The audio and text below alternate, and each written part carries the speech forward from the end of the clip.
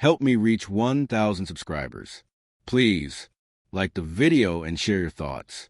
In the comments, your feedback helps make the content better. The West Bramble Country Club has been my family's unofficial headquarters for as long as I can remember.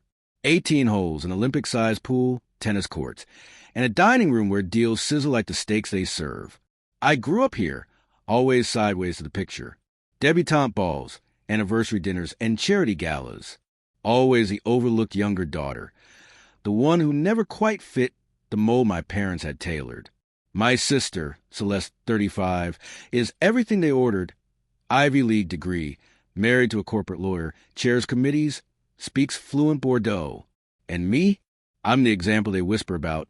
2 years of college, a rotation of jobs that barely kept the lights on. This morning, I made the ultimate family sin, showing up to Sunday brunch in jeans, a blazer, and flats. They were already seated on the terrace when I arrived. Dad, Leonard Vail, spotted me first. His face soured immediately. "Absolutely not," he barked loud enough for nearby tables to turn. "You are not sitting with us dressed like that." I stopped mid-step. Mom set her mimosa down, brows pinched. "Nora, what on earth are you wearing?" "Clothes," I said. "You invited me." "I assumed you'd dress appropriately," she snapped. "This is West Bramble, not a shopping mall." Celeste appeared in a cream sheath and a look of pity. "Oh, Nora." "Seriously, I know the dress code," I replied evenly. Dad pushed back his chair, all 62 years of boardroom thunder rising with him. "This is humiliating. Jeans? Discount clothing? Do you even realize how this reflects on us?" "I'm wearing a blazer," I said. "From where?" "Walmart." "Actually, yes." Mom flinched like I'd curse in church. "Leave," she said. "Come back properly dressed, or don't come back at all." Eyes followed me as I turned toward the lobby. Dad stormed in after me. Marble floors, chandeliers, portraits of men who'd never asked permission. At the front desk, he demanded, "Get management. My daughter is in violation of the dress code. Remove her." The concierge paled. "One moment." Her radio crackled. "Security to main lobby, please." Moments later, Patrice Odom, the general manager, sleek bun, calm eyes, appeared. "Mr. Vail, how may I assist?" He jabbed a finger in my direction. "My daughter is in jeans. Escort her out." Patrice's gaze flicked between us. "Are you making a formal request?" "Yes," he snapped. "Do whatever you need." Mom and Celeste swept in behind him as 2 security guards waited near a ficus plant. Then Patrice called over her radio. "Karen, lobby." Karen Brennan arrived, poised, professional, a folio tucked under her arm. Behind her came Rowan, my assistant, carrying another binder. "Mr. Vail," Karen began, "I understand there's a dress code concern." "Concern," he barked. "Violation. We expect standards." "Understood.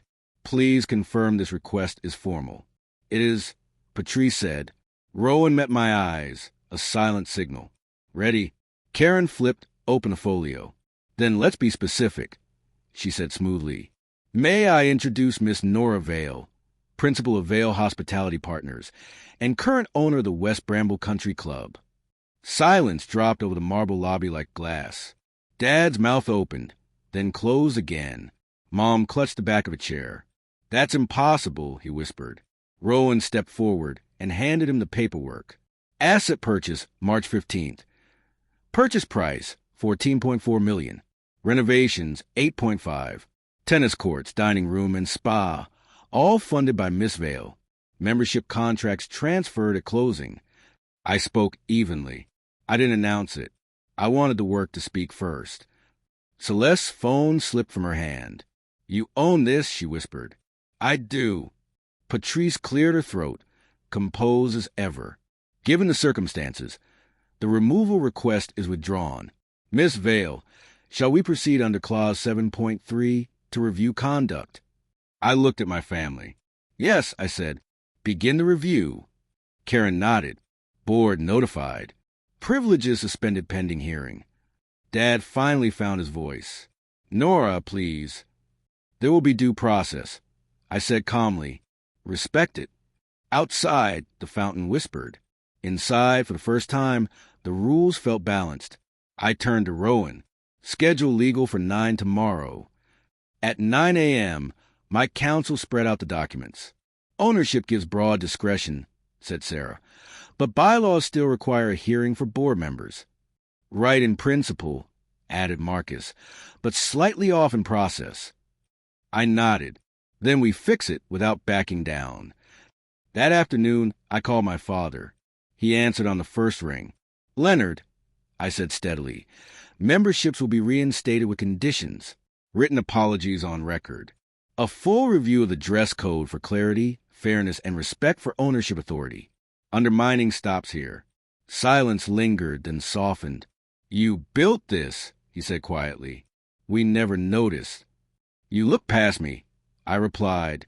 This isn't revenge. Standard applied to everyone. By Friday, 3 written apologies arrived, brief, direct, and overdue. Karen scheduled the policy workshop. Patrice issued interim guidance. No public shaming. Attire to be judged by formality, not price. Rowan pulled 5 years of complaint data. The patterns glared. We rewrote the policies. On Sunday, I returned. Same jeans, same blazer. Same flats. My family rose when I reached the terrace. Mom touched my sleeve, tentative. Nora, she said softly, sit with us. I did. We ordered brunch. Conversation edged towards something true. Celeste cleared her throat. Your Asheville hotel, the press is glowing. Dad nodded. Your turnaround strategy is elegant. Mom reached across the table. Squeeze my hand. I'm sorry it took proof for us to see you. I didn't build this to prove anything, I said. I built it for me. Dad smiled faintly. Then we'll start learning. Out on the fairway. Golfers lined up for the 12th tee. No one looked our way. Staff moved with quiet ease. For once, the rules felt fair, not like weapons. I took a bite of my omelet and laughed.